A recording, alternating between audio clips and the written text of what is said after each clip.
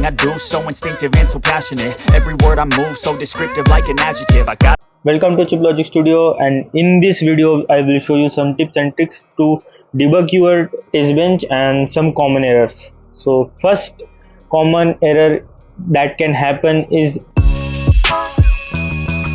you are in package class. So let's go to our package class. So if you have created a package class in UVM, so or in SV also, in testbench, if you change the hierarchy this to your another hierarchy, so it will give you an error. It will not find your test class because test class is building before your environment class. So mostly this error can be there if given a wrong hierarchy.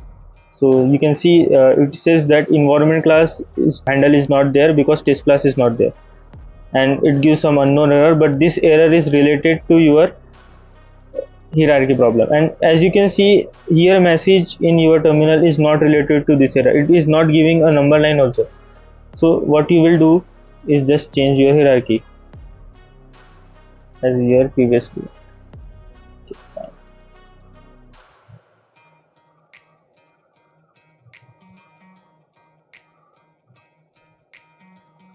See, your test bench is running fine.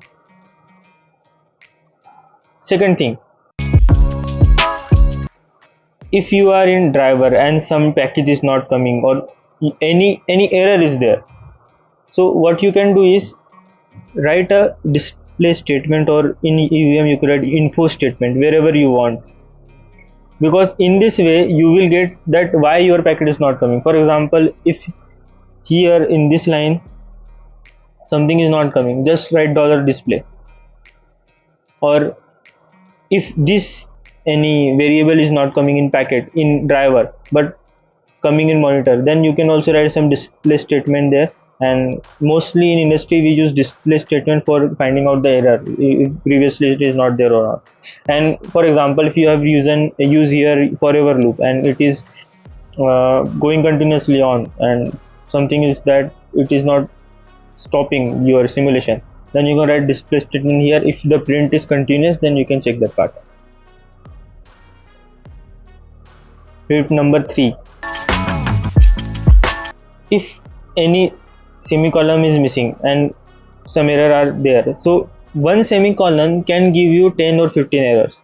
So just check the error number 1, first error. For example, if we will delete one semicolon and run this simulation,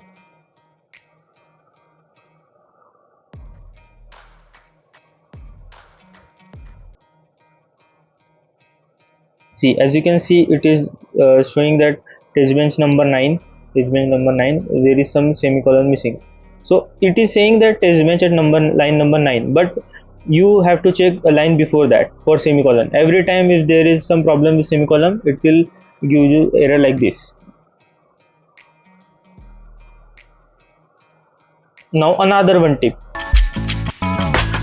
is that if you miss some class like agent class in class, let's see what is error this is, and it will give you error to our previous class like environment or driver.